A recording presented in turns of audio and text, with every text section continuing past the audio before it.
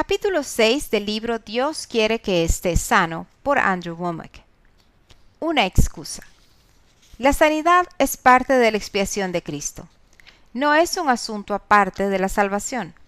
La misma palabra griega que se tradujo como salvación más de 100 veces en el Nuevo Testamento, también se tradujo como sano y salvo en relación a la sanidad del enfermo.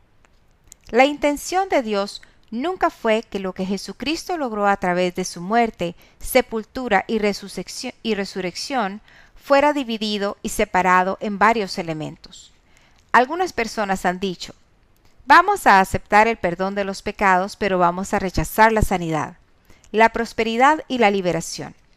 No, de hecho la salvación es un paquete con todo incluido.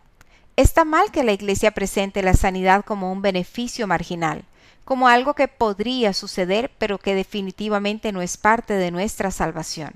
Del Señor depende la decisión de sanar a alguien o no. La voluntad de Dios es tanto sanarte como perdonarte. Así como Él quiere que tú resistas la enfermedad y las dolencias, asimismo quiere que resistas el pecado. Parte del pecado original. Con frecuencia me he preguntado qué razón tendría alguien para pelear en contra de la sanidad.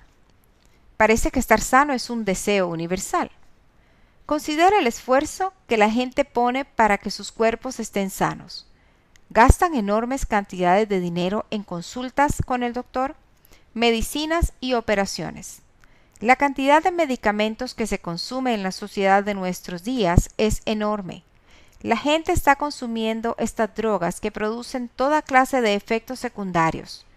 He visto anuncios en la televisión de las diferentes medicinas que causan toda clase de efectos secundarios, que me he hecho pensar en mi interior, yo preferiría estar enfermo que tener todos esos efectos secundarios. Sin embargo, muchas personas los aguantan. Toman la radiación y quimioterapia que hace que se les caiga el cabello, toman medicinas que les producen inflamación.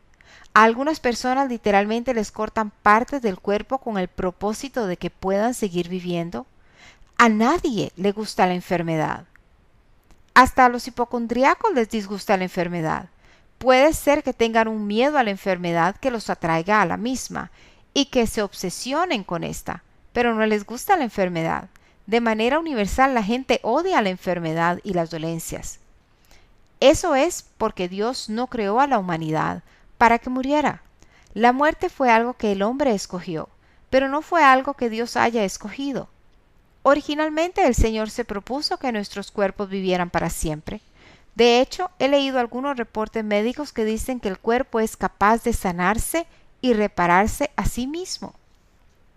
La ciencia de la medicina verdadera no puede comprender por qué el cuerpo no vive para siempre. Por supuesto que hay invasores como los gérmenes y los virus, pero tenemos la capacidad de vencerlos.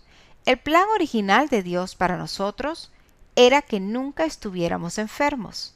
La enfermedad no era parte del plan original de Dios, era parte de lo que sin saber escogimos con el pecado original. Dios al crearnos puso en nuestro interior el deseo de ser sanos. A la gente no le gusta la enfermedad, a Dios tampoco le gusta. Entonces, ¿por qué algunas personas pelean en contra de que Dios sea nuestro sanador? De hecho, si crees que el Señor sana hoy, te dirán, tú eres del diablo. ¿Por qué argumentaría alguien eso cuando en realidad la salud es un deseo y una necesidad universal? Todo el mundo quiere estar sano. ¿Por qué habríamos de atribuirle a Dios el querer para nuestra salud algo por abajo de lo mejor? También hay otras expresiones menos graves de esta misma actitud. Posiblemente estas personas no dirán que tú eres del diablo si tú crees en la sanidad. A lo mejor no te rechazarán porque imponen manos en los enfermos creyendo que se sanarán. Pero seguramente dirán, no es la voluntad de Dios sanar a la gente todas las veces. ¿Por qué pensarían eso? Ya he comprobado en los primeros capítulos de este libro que la sanidad es parte de la expiación. Dios proveyó la sanidad para nuestros cuerpos tanto como, y al mismo tiempo que, el perdón de nuestros pecados. Siendo esto tan obvio, ¿por qué la gente pelea en contra de la sanidad? una raíz común. Aunque hay muchas razones por las que la gente tiene prejuicios, está predispuesta y enseña en contra de la sanidad, creo que todas proceden de una raíz común. La razón por la que la gente se resiste a aceptar la verdad que dice que la sanidad es parte de la expiación y que siempre es la voluntad de Dios sanar a la gente, es que les conviene pensar de esta manera. A lo mejor hay algunas personas sinceras que han recibido una enseñanza equivocada, pero la esencia de la enseñanza que está en contra de la sanidad es su carácter de excusa.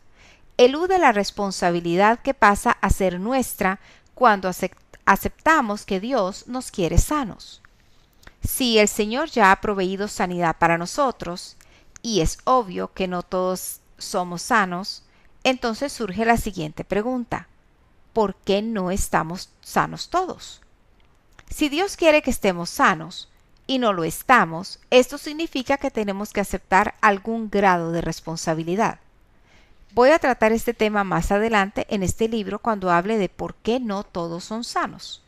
Sin embargo, por ahora tenemos que darnos cuenta de que debemos aceptar algo de la responsabilidad. Con frecuencia, en un esfuerzo por evadir la responsabilidad y la culpa, simplemente decimos, bueno, seguramente no era la voluntad de Dios. Eso no es verdad. Algunas personas argumentan, si Dios quisiera sanar a alguien, esa persona sanaría sin importar si tú o yo oráramos por ella o no.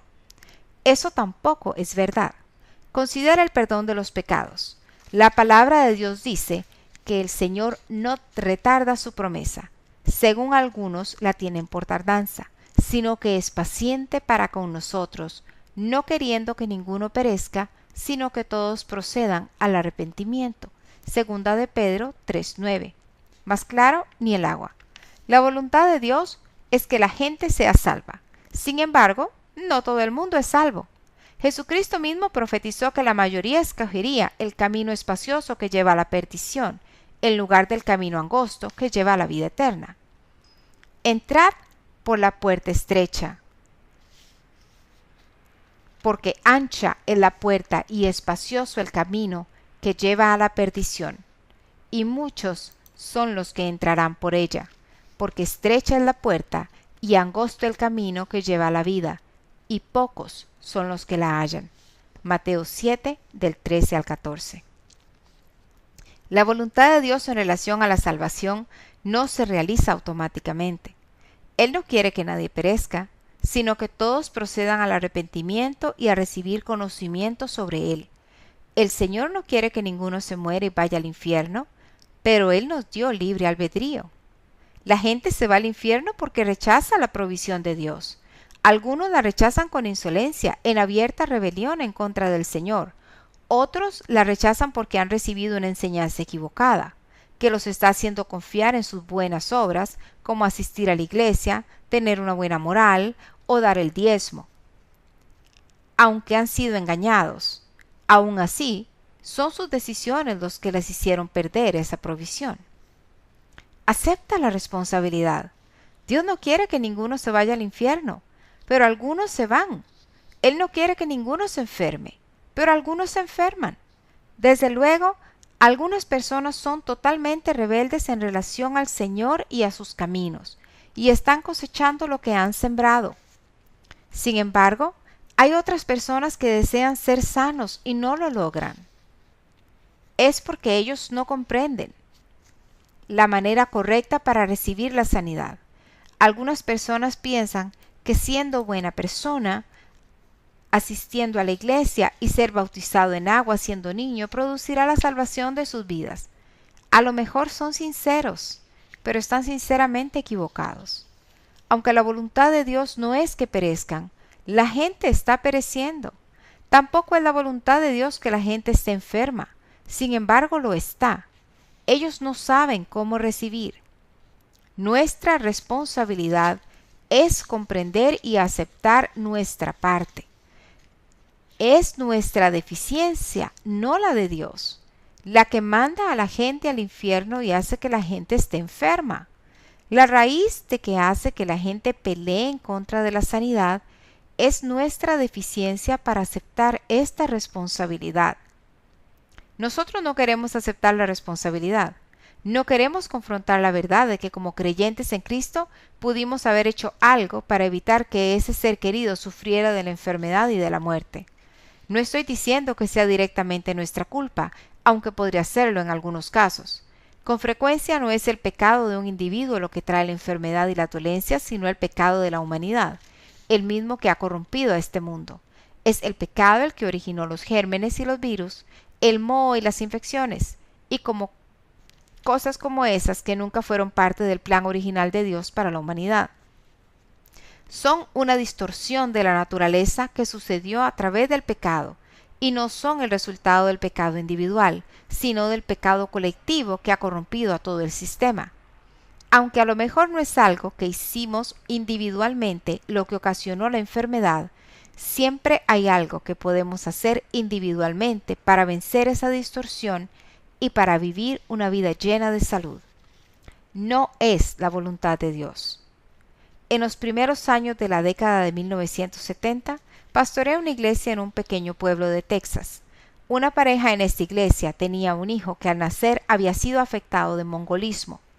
No lo digo de forma despectiva, yo sé que ya no usamos ese término, pero es el que empleaban sus padres. Yo solamente estoy repitiendo lo que ellos dijeron.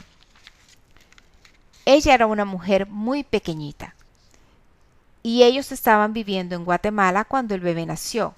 Ella dio a luz a este bebé camino al hospital y eso le causó un daño cerebral. Como el bebé había nacido afectado de mongolismo, su sistema inmune era deficiente.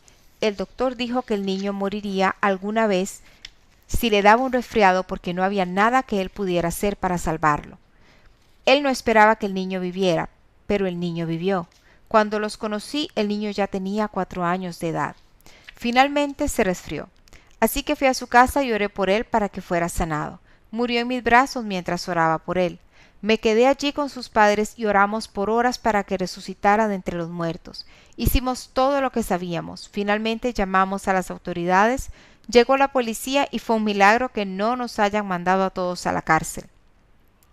De veras que la única razón por la que no nos arrestaron fue porque los padres tenían reportes de los doctores que comprobaban que ellos habían dicho: alguna vez se enferma o le da una infección, déjenlo en su casa porque no hay nada que podamos hacer por él. Como tenían esos reportes, la policía no nos arrestó. Era una situación muy trágica. Los padres me pidieron que ministrara en la ceremonia del funeral del niño. Estaba buscando algo que nos confortara, tanto a ellos como a mí. Yo tomé la situación de manera muy personal.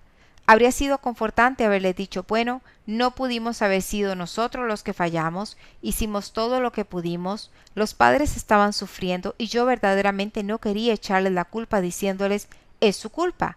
Habría sido confortante decir: Dios obra de maneras misteriosas. Seguramente que Él quería a tu hijo en el cielo.